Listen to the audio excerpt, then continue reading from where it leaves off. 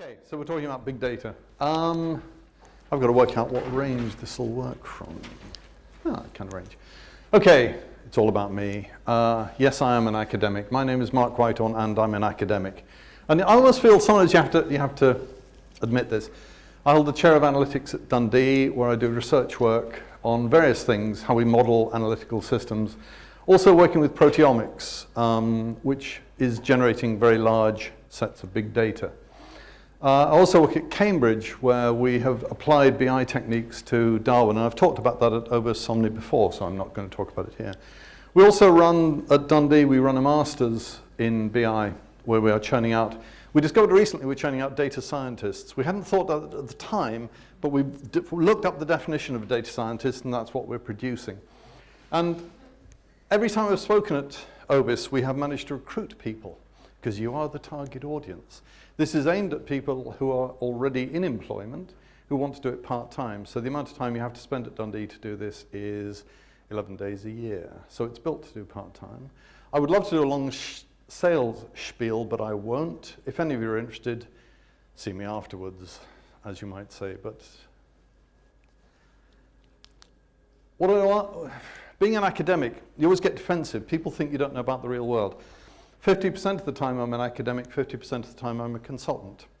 And trust me, I make more money at the latter than being an academic, sadly. But being an academic is a wonderful life because people pay you to play around and solve problems. So I've done all this kind of stuff, and I am genuinely an Obis Omni fan. I think this is an extremely good forum. So, wrong button. Let's go that way. This talk was advertised under these conditions, and this is what it will do. If you know all about big data, now is the time to sneak out quietly and tactfully. You know, don't all rush for the door, but you might get the alcohol faster. I just mentioned that. If you know about big data, I doubt I'm going to teach you anything. But it is for people who have heard this term bandied around and want to know the kind of the base level stuff. And that's what we're talking about. So that was the overview. The underview is I want to cover these kind of 4 big points. What is big data? Why is it different from small data? Small data is sadly not a term that anybody uses, but I think we should. So I think we should all start using it, and that'll spread it across the world. What are the business drivers for playing around with it? Why should you be interested in it? I'm allowed to be an academic. I'm allowed to play with it. I'm interested in it. But why should you be interested in it? Will it make any difference to your business? Look at the technology options for playing with it and cross-analyzing it.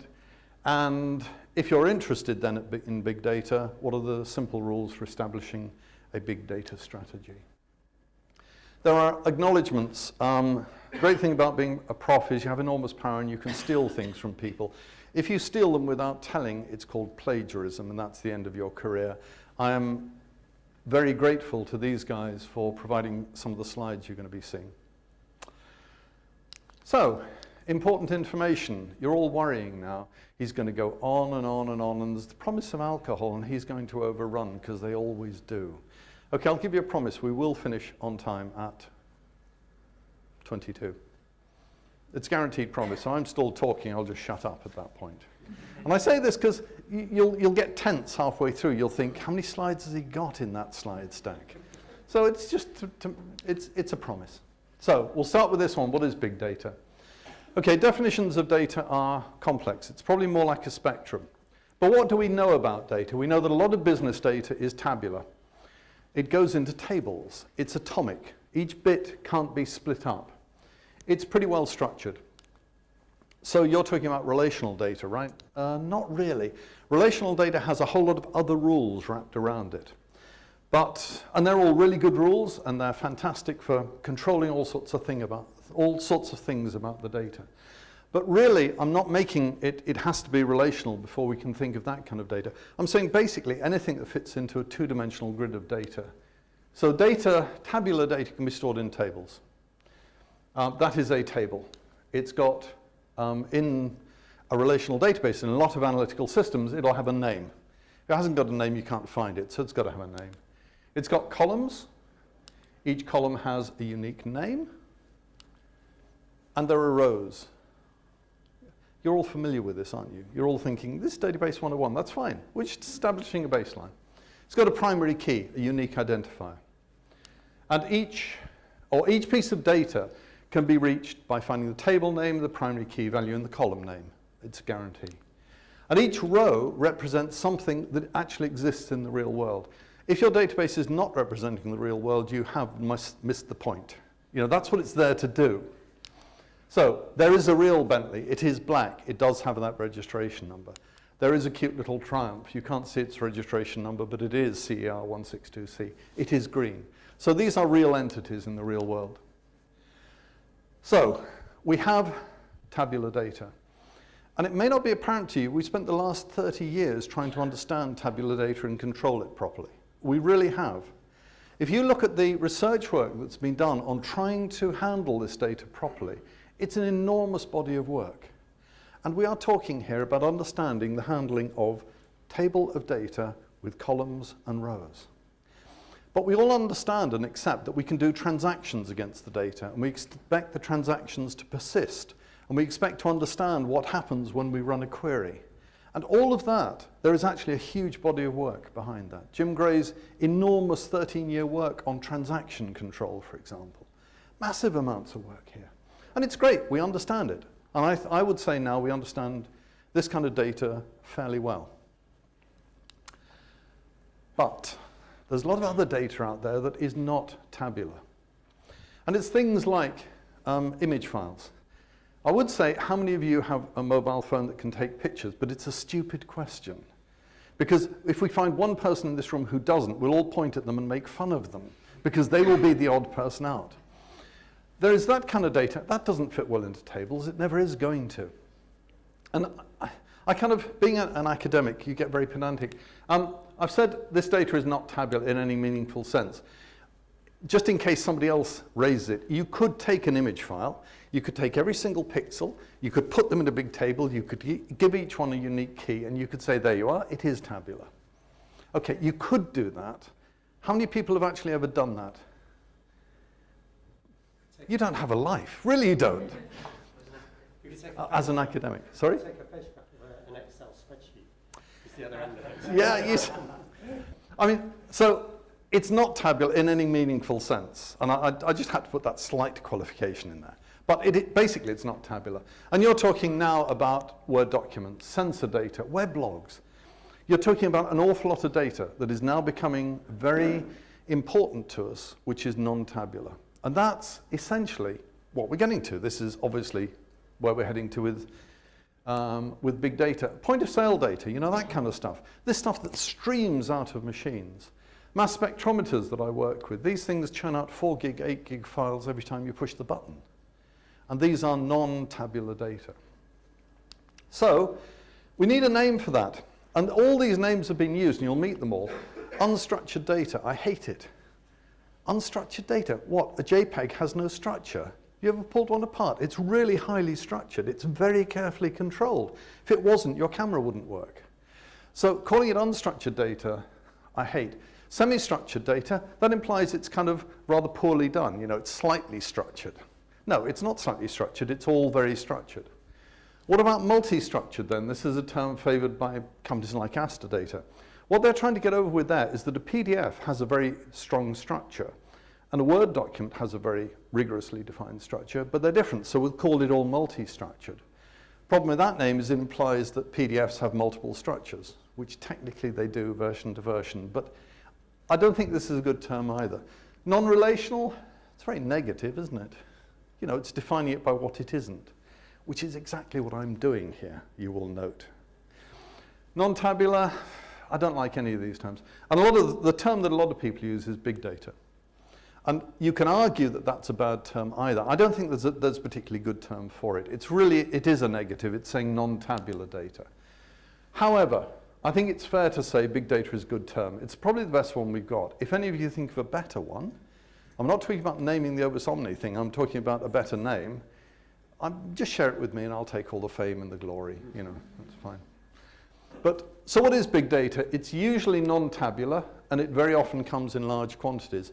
If you have 1,000 sensors sending you temperature information every second, you will rapidly acquire an awful lot of data over time. Tabular data also counts as big data if there's enough of it. So if you take the kind of stuff that telecoms companies collect, you would be a brave person if you went to them and said, that's small data. I mean, they'd be offended because they collect an awful lot of data very quickly. It's pretty well structured, but I think that's big data as well. So the bottom line is there's usually a lot of it, and it usually is not tabular, but it doesn't have to be non-tabular. So that's a really good, vague definition. But it's a bit like defining quality. Quality is difficult to define, but pretty much everybody knows what it is. So we're talking about massive collections of records, and you're thinking in terms of at least tens of petabytes of data. You're talking about things like Facebook is running currently on 2,700 nodes with 60 petabytes of data to play around with. You're talking about big data. Some people will talk about NoSQL. Some people will talk about big parallel relational database engines. Just some simple stats, which there will not be questions on this afterwards. So banking has how many petabytes of data in 2009? These will not be questions you will face over drinks, but it's just to show you there's a lot of data flying around. And the projections are terrifying. Projections are in zettabytes. Ooh, bigger than petabytes. So lots of data, basically. A friend of mine did this calculation. If you take that amount of data, you can build a stack of DVDs halfway to Mars. Now, we haven't even sent anybody to Mars, so how you get to the one on the top of the stack is not clear to me. But it's a lot of data. So that's what big data is. Next question, what are the business drivers for being interested in it and playing with it? Well, there's all this data coming in from all of these sensors and all of these other things, weblogs and so on. One of the things that triggered an interest in big data was people began to realize very simply that it was far too valuable to throw it away. They were throwing data away. Some companies were throwing it away. Other companies were making huge use of it. And it's the huge use of it that should make you interested in it, I think. It's also to do with the fact it's easier to store. If disks were still horribly expensive, we would not be playing around with big data. So that's another thing that's driving it. Too valuable to throw away, what does that mean? Well, there's this wonderful term, I love this term, data exhaust. And that is a good descriptive term. If you take Google, well, you probably can't take Google because you probably can't buy them, but if you imagine Google, people go onto Google and they mistype stuff. Now, an unimaginative person would regard that just as a waste. Okay, they've mistyped Ferrari. How many R's in Ferrari? Very good. You see, I'm bordering on the dyslexic. I can't spell Ferrari. So people mistype. So, okay, well, let's throw that away. No. It's far too valuable to throw away. Who would want to keep that data? Google did. And they used it very cleverly. They took the misspellings, saw where people went. They could then work out how people misspell. They built an incredibly efficient spell checker for nothing, basically. They had an algorithm. Somebody had to write the algorithm. Okay, it's not nothing. Do you know how much Microsoft spent on their spell checker in Word? No, neither do I, because they won't tell us, because they don't want us doing this comparison, I think. And the bottom line is they probably don't know, because it was developed over years. But it's reckoned to be certainly millions of dollars, tens of millions of dollars. Google built it for nothing. But you have to see why the data is useful. And that's one of the things about big data. It's very often easy to think, well, we don't have any big data. Now, maybe because you're not collecting it. And maybe there is a business advantage in collecting it. It's also self-healing, of course, because people change their misspelling over time. New words come up. Different languages are there. The Google stuff basically looks after itself. It maintains itself. If only I'd thought of that. Whenever you see a clever idea like that, I always think, I could have thought of that. Yes, did you? Well, I didn't, but I could have done easily. Yeah, right. Oliver Ratzesberger. Look Oliver up. He's a very, very, very bright guy. He is essentially, he doesn't have that title. I can't remember what title he doesn't have, but it's not CTO of eBay, but basically he is. He's a very, very bright guy. And he told me a couple of years ago, the value of their behavioral data is greater than that of the transactional. I've put it up again in red because I want you to think about that for a minute. eBay started up as a company. Well, eBay is just a big database. You put something up to sell, it's a Rona table. Somebody buys something, it's a Rona table. That's what they were doing. They make their money because you sell something and that person buys it and they take a slice of it. That's their entire business model. That was their business model when they started. That is now trivial compared with the other data they collect and sell. They have changed their entire business model. If you want to know how valuable big data is, there it is writ twice on the screen. They kept a third of a year's data recently, and Oliver was just doing sums in his head, so he said, don't quote me on this, and you can see I'm quoting him directly, exactly what he asked me not to do. But I have qualified it that he was doing this in his head at the time. They reckon they keep about between 1 and 10 gigabytes of data about each customer, and that is not what you buy and sell, it's all the other stuff you do. It's how you buy and sell on eBay. I was asking him about this. They classify people. I, unfortunately, am a lurker. Because I described how I buy, and he said, oh, you're a lurker. He also said it with slightly disparaging tones. What I do, if I see an engine come up for sale that I want to buy, I'll look at it and I think, I'm not going to bid on that, because if I bid on it, it encourages people. So I'm going to bookmark it, and I will wait until the last second, even if it's 2 in the morning, if it's something I really want. I will be there awake at 2 in the morning. I've decided in my head exactly how much it's worth to me, and I bid that. And anybody else bid like this? Yep, yeah. I'm Mark Whitehorn, I'm also a lurker. And you bid exactly what you think it's worth, and if you don't get it, you think that's fair enough, and if you get it for a bargain very often, because it'll sell for a lot. Anyway, Oliver said, you're a lurker. That kind of data is more valuable to them than the money they make from me buying and selling. This is why we should be interested in big data, because it's valuable. That's the bottom line. What are the technology options around? Well, actually, we can split those into two. One is how you store it and manage it, and the other is how you analyze it and integrate it. Big data, there are two very broad ways of doing this, and it's a spectrum, but let's keep it short and simple, because I've only got 13 minutes left. You can do it relationally. The old guard, when I was a boy, we stored data relationally. My father did it, my grandfather did it, and that's the way I'm going to do it. We're going to store data relationally. That's the end of the story. And that's one way of doing it. And for example, eBay stores all of its data on a Teradata system, which is relational. And the tone of my voice should not suggest this is a stupid option at all, because it's very good. eBay are extremely good at analytics. So that is one approach you can take. And I say it's old guard simply because we've been playing around with relational data for about 30 years, so it's fairly well understood. But the new kids on the block say use NoSQL. Aha, whole different technology. So there are two ways of doing it, and they're clearly both efficient. They're clearly both doable. So let's talk about NoSQL for a minute, because that's another technology that is highly, or another expression that is highly correlated with big data. NoSQL is supposed to mean, well, actually, we'll pause for a cartoon.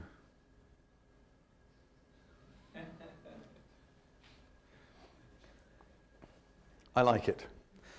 So SQL is SQL, so NoSQL is clearly not SQL. It's said nowadays that NoSQL doesn't mean no to SQL, it means not only SQL. I think this is a politically correct way of looking at it. I think there are a lot of people who hate SQL because they don't understand relational databases, and they love NoSQL because they don't have to think about data structures, and I think that's where it came from. But I think now the movement is becoming far more mature, and it is taking the view that we do not only use SQL, and that is something I can absolutely align myself with. So it's about recognizing there is more than one way to store and manipulate data. Again, why should you be interested in this? We have tabular data, relational, it has all of these characteristics. We have big data, and is often stored in these things that are called NoSQL systems. NoSQL is a very broad church. We'll narrow it down a bit with Hadoop MapReduce. But basically, it's saying these are systems that don't store data in nice, neat tables. These are other systems. And they're often characterized by this term NoSQL. It all started at Google. Do we want to do, why is it called Hadoop? Go on, somebody knows. It's called Hadoop because it's a really cute story. Anybody know? The guy who designed the first Hadoop system had a young daughter, and she had a favorite little elephant, furry elephant that was called Hadoop. She called it Hadoop, so he called this thing that has become world famous Hadoop. And I bet you somewhere the elephant is preserved, and the little girl is now no longer allowed to touch it. I don't know that to be the case. Anyway, it's called Hadoop because a cute little elephant was called Hadoop. And basically, Hadoop, it's one of these terms. How many of you have heard the term Hadoop being bandied around? Yeah, some of you will have heard it. So this talk is not going to tell you how it works. It's just going to tell you what it is, which is useful when you're in discussions. Because otherwise people say, we really ought to be thinking about Hadoop. And you have to sit there going, yeah, I think we should, yeah. Not that I've ever done that. Obviously, I've seen other people do it. I think just the older you get, the less you care about not knowing stuff. Anyway, Hadoop is this system. Hadoop is a way of playing with big data that is not tabular. So it's not going to store it in tables. What does it consist of? It consists of a Hadoop distributed file system, which is basically a way of storing not tables necessarily, but big blocks of data. And it's stored distributed, and it's based on the premise that hardware is going to fail, so you might as well write it to lots of bits of cheap hardware, and if one of them falls over, you can replace it. And it's a distributed file system. It's a way of holding data. So the HDFS is part of Hadoop. Sitting on top of that is a thing called MapReduce. And MapReduce is essentially a framework which lets you write and execute queries across these blocks of non-tabular data. And the beauty of that is that what it can do is take a fairly simple request and run it on lots and lots and lots of different nodes. So you get a very fast response against very large sets of data. And it's called MapReduce because it's two processes. One is to map the problem to a set of smaller problems, and then you reduce it. Then you reduce the answer sets down. And again, I took about 50 slides about how it works out of this. Given we've only got 8 minutes. 8 minutes, I've got to talk faster. If anyone's interested, we can talk about it over alcohol. Although talking about complex systems over alcohol rapidly degenerates in my experience. There are glorious things like Hive and Pig, which are SQL-like languages that you can put on top of those so that you can still run SQL-like queries against it. There's Squoop, and there are wonderful other things like Zookeeper and Avro. These are bits that plug on, but you're not likely to hear these names until you're getting more into it. But just be aware, and they tend all to be named after animals. I love Pig. Whenever you fire up a Pig implementation, it's a prompt thing, so it's got a prompt, and the prompt is grunt, which I think is cute. So what does Hadoop offer? Very high scalability and a high degree of fault tolerance. It offers the ability to analyze massive amounts of data without having to model the data first. You can just stuff the data in. And that's a characteristic not of the relational model. The relational model, you have to organize everything before you can query it. This, you can just throw data in and start running queries. It's extraordinary. It's easy to use and program. Depends how your brain is wired. But it's easier than learning an entire system like the relational database model. It's got low upfront costs, and you can think about warehousing for big data with it. Okay, technology options for integrating and analyzing data. We analyze relational data with a language called SQL. Now that's an easy answer. That's the end of that discussion, because that's how we do it. You take big data, you have a slight problem. If you store a lot of PDFs, there are only particular queries you can run against PDF. You can do things like count the number of words.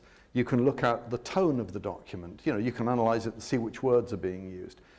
But those you can run against a PDF. What will happen if you try and run a function that counts the words in a JPEG? It's not going to work. So big data is very heterogeneous.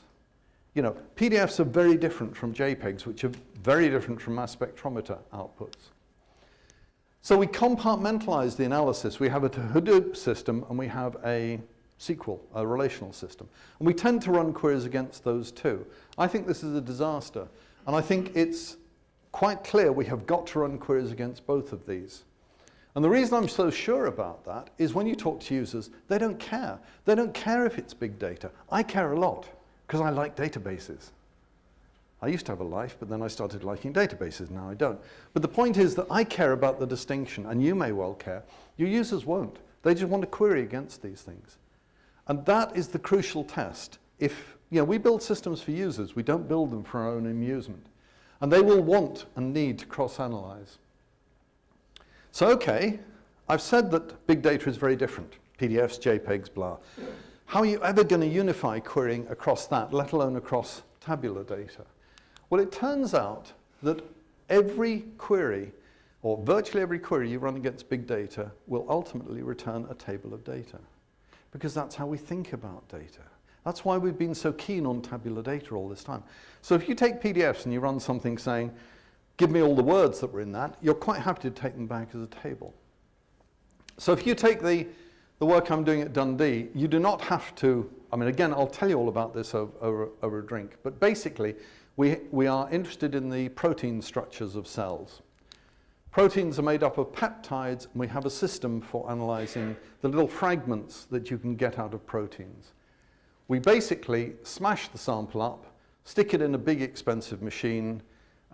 Gloriously, they've just produced a new mass spectrometer. It's still £250,000, and they call it the desktop version. And you're expecting something this big. It's about way big. It's still a big bit of kit. We stuff it through that, and we get about 4 gig of data out as a trace. And we're looking at a trace like that and trying to find shifts in triplets and all sorts of cool stuff. The point I'm making here is this is not tabular data. It's wacky data. And it's yet another form of wacky data. This is the kind of output that we build for the scientists who work on that. And you're looking at this and thinking, that looks very pretty, and I agree. We're very proud of these. This is Yasmin Ahmed, one of my students, has done all of this. It's fabulously good work. The guys, life scientists who analyze this think it's great. And you'll look at that thinking, well, that's not tabular, it's graphic. Yeah, but any graphical data can be rendered down to tables. So it actually is tabular data. And human beings work with tables of data, even if they like graphs or grids or printed reports. It's all the same stuff. So all of these things, no matter what kind, PDF, you may do word search, word count, look for the tone and the emphasis. You have 1,000 sensors in a building. They're all sending back 22 degrees, 23 degrees. You're not interested in that. You don't want to be woken up by sensor 42 at 3 in the morning saying, excuse me, the temperature's 23 degrees. You do not want to know that information. What you want to see is a pattern where the temperature rises in an area very rapidly. You want the system to send you a little table that says, fire, yes. It's tabular data. You want to know. Customer logs. You want to know whether the customer was happy or unhappy. So, relational data is tabular. Big data is heterogeneous. We want to query across the data. And there is a feature of SQL systems that a thing called closure. Anybody wish to take this question? What's closure in a relational database system? Sorry? Sorry? Commit. It's not commit, no. It's that whatever query you run against it, no matter what query you run, it will return a table. And that's because you can then run a query against the table and produce a table that you can run another query against. It's kind of almost like recursive.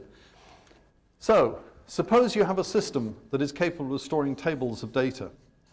Aha, we're going to run SQL against that, and if we query that, it'll produce a table. Suppose we have a system that will store these blocks of data, this big data. We can call them binary large objects. Again, an acronym I love because it spells blob. If we decide that we want to cross-analyze, every function, now this is a PDF. If we're going to do a word count, we've got to write that. You've got to write it as a function. If you decide that whatever you do will take input from there and will output a table, oh look, you've got tables. You can cross-query with SQL. So the commonality across these is that tables are the lingua franca of data still. And I firmly believe this, having thought about it quite a bit. I could be wrong, but I think it's important. So there's the flip chart work. And here is an example of this kind of thing running. That's the SQL you need to run, and there will be questions on this later. You'll get emailed a question about this, so it's worth focusing on this just for a minute. And that's the SQL done with a SQL MapReduce query, which is actually now querying across two entirely sets of data, two entirely different sets of data. You will have to take my word for this if we're going to finish on time, but it does. It's perfectly possible to get tabular data and big data to work together. So you can do this at home. And if you are thinking about working with big data, I think that's an important, useful take-home message from this talk. You can get the two to work together. It's not actually difficult. So the big data strategy, I think the world has truly changed and relational databases are no longer the only game in town. It's not a paradigm shift, A, because I hate paradigm shifts, so I'm not going to make it one anyway. But B, it's because relational database systems are here to stay. It's not, NoSQL does not mean no SQL. Many businesses are going to end up with data in both universes. A data strategy. I'm not arrogant enough to say I can tell your company what to do, but what I've done with several companies already is sort of go through this kind of process.